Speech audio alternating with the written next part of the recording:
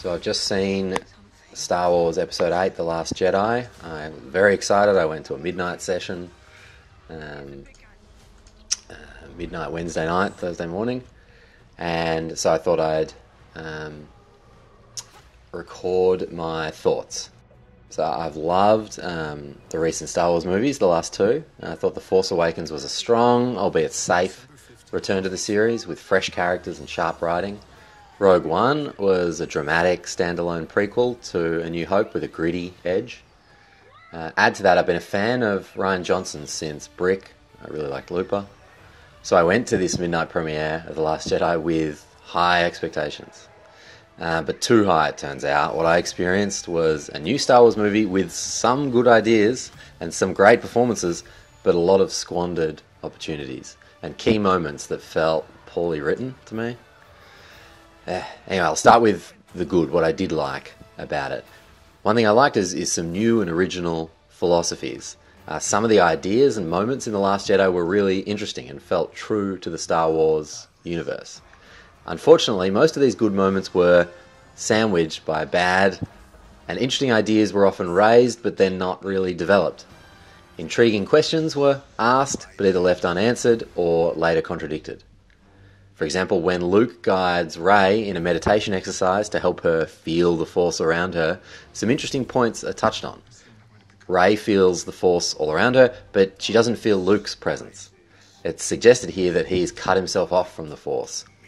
And this makes sense, given his new philosophy that one person needn't develop Force powers for the greater balance of the Force to remain intact, and that in fact doing so can be corrupting and dangerous. He makes a compelling case here, but later in the movie this is just abruptly contradicted without any real explanation. I also liked this kind of strange, Tinder-esque relationship between Kylo and Rey throughout the first half of the movie. That really worked for me. The Force Awakens had set up the antagonism between these two, but also a kind of intellectual or spiritual attraction. Ren is intrigued by Rey's power and wants to convert her to the dark side. Rey is intrigued by his story and no doubt senses their similarities. They're Force-sensitive young people separated from their parents by circumstance. In this movie, they discover they can commune telepathically. This is consistent with the saga's historical depiction of the Force as a sort of phone network for superhumans. And this is a good device for allowing us to better understand these two characters and their relationship without the threat of action taking over the scene. This connection also reminds me of course, the Leia-Luke telepathy in episodes 5 and 6, and thereby adds to this mystery surrounding Rey's identity. Leia and Luke were revealed to be siblings, and that's perhaps why they had this Force connection. Could these two be cousins, Rey and Ren? All of this is interesting and feels important to this story of this new trilogy. But this too is later in the film undermined by a plot twist that is less interesting than that stuff they'd established there. I also thought the revelation about the inciting incident at Luke's Jedi Academy, the thing that triggered Ren's rebellion, was a good idea and well done. It was shocking, yet ultimately believable, and developed their understanding of Ren without undermining, I don't think, what we know of Luke. More on all this would venture into spoilers though, so I'll save that for another time. Another good thing about this film, the performances were really good. I feel like unless you're a Brigsby Bear fan or up to date with like superhero cartoons or games, you've probably not had much of Mark Hamill since The Return of the Jedi back in 1983. So going into The Last Jedi, expectations regarding his current acting skills or experience were understandably restrained. As is perhaps the lesson to take away from my Episode 8 experience as a whole, low expectations are the key to happiness. Mark Hamill was great here, and he held his own against other fantastic performances by Adam Driver, Oscar Isaac, John Boyega, Daisy Ridley. They were all good. And the smaller new parts by Laura Dern, Benicio del Toro and co. were also well performed. The acting was not the problem with this movie. Alright, now I'll get into the bad, what I thought didn't work in this movie. And the main thing is character development. Force Awakens introduced us to 3 new central characters, Rey, Finn, Kylo. and some great secondary characters, the most important of whom was Poe. That's 2 years ago, and in just over 2 hours, that film developed nuanced personalities with human motivations and flaws. It did this by giving us their histories, stakes, believable responses to life-changing situations, and by allowing relationships to develop between them. There was a lot of character development in The Force Awakens. Compare how much further they are developed, or how significantly new character development occurs in The Last Jedi. I mean, most of Finn's screen time is devoted to bumbling around as an escapee from a medical ward, as an attempted escapee from his ship, and then in an ultimately meaningless casino heist subplot. His final scene with a new character, Rose Tico, added an interesting new element, but his earlier scenes were largely wasted on farce.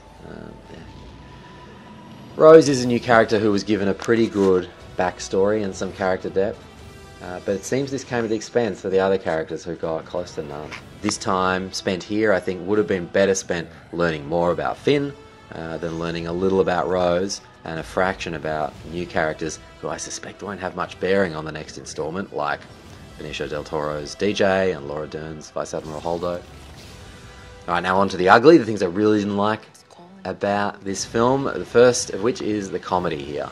Now, there was a lot of comedy in The Force Awakens, more than in any previous Star Wars movie, really. In that film, the comedy was unintrusive on the more important plot and character elements anyway. Well-timed, and most importantly, it was funny. You know, when Poe jokes about Kylo's apparatus, it's introducing us to his mischievous, rebellious personality, and Kylo quickly quashing that is in keeping with the weight of the scene, so it doesn't intrude on the more important things that are happening in that scene. The comedy just fits in and supports the scene. When Finn is talking to himself about staying calm while escaping the First Order, stay calm, it's funny, but it also gives relevant, realistic insight into that character's predicament and mindset. In The Last Jedi, though, the attempts at comedy often detract from the momentum and the force of the greater story, in my opinion. There are times when the comedy works without being intrusive. For example, when Rey's telepathy catches Ren shirtless, this is funny, but not dwelled on. And it adds another possible dimension to their already complex tension. This combination of being funny, consistent, and plot relevant was what characterised the humour in Episode 7. In almost all other cases in Episode 8, though, at least two of those three criteria were missing, I think. Rey offering Luke his lightsaber at the end of The Force Awakens was the cliffhanger, the hook into the next episode that left us wanting to know where this story would go and how Luke would fit into it. We suspect he'll not respond positively. I mean, we know he's wanted to avoid contact with young Force-sensitive people for fear of corrupting them. We suspect he's lived alone for a long time. So a negative or hesitant response to Rey is justified and expected. But whatever his response, it's important, and it's got to be done well and seriously. As we've been told, the future of the galaxy may depend on his response. So for him to take the lightsaber and fling it over his shoulder off the cliff in a gesture more appropriate in young adult teen comedy or children's cartoon, didn't work for me at all. Similarly, we've been waiting for Rey to learn the ways of the Force and to learn to expertly use a lightsaber. We're given this scene, finally, after years of waiting, as she trains and flails around alone on the island with Luke watching from a distance. This is central, serious, important stuff to this story. But then to end this scene with her accidentally lopping off a rock and humorously disrupting the waddling locals below undermined its importance and again just wasn't funny enough. Episode 7 introduced us to a few new main characters and did a good job of developing them as nuanced, complex, evolving people. My favourite of these, and arguably the central character of 7, I mean the opening scene draws us into sharing his perspective and it follows it thereafter, is Finn. At the end of The Force Awakens, he's badly injured. We know he's alive, but he was left in a serious condition.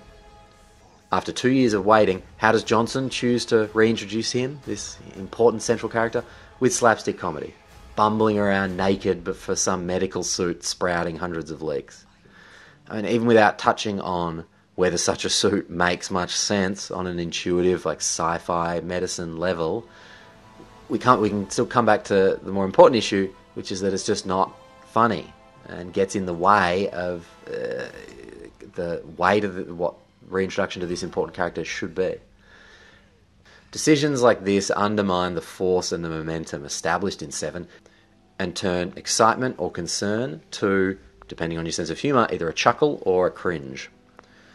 A smaller example of The Last Jedi's problematic comedy is a visual gag presented deep into the film.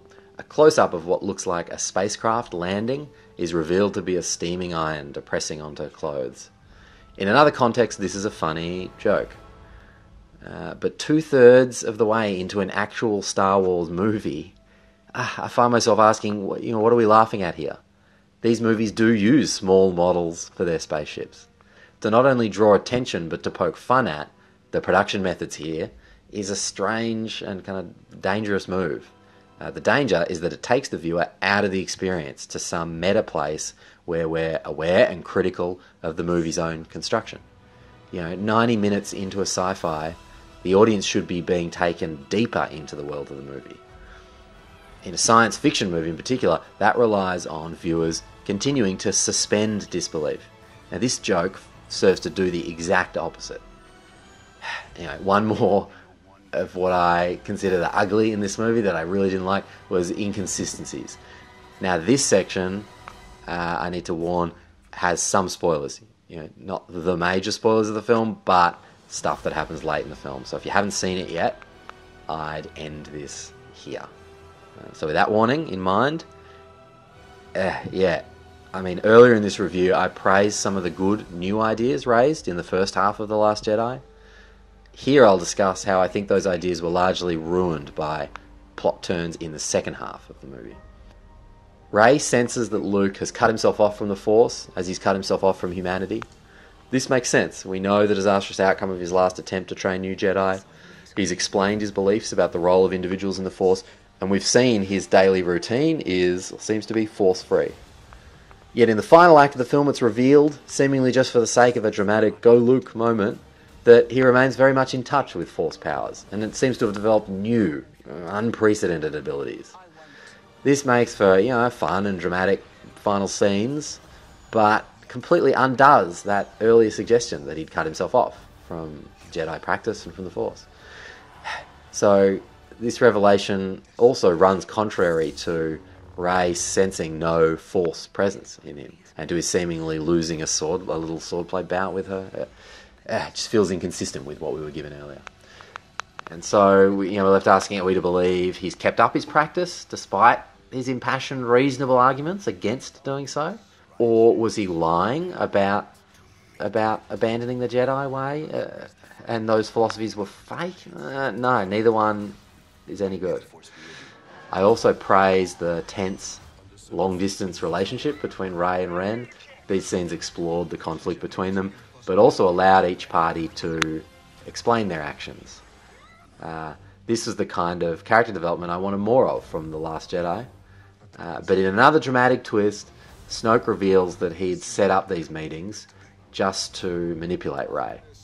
Snoke was playing on their weaknesses and curiosities for one another in order to entrap her. This undoes many of the interesting elements of their connection. Does this mean they don't have a natural Force-based connection like Luke and Leia? They don't on their own have telepathic abilities?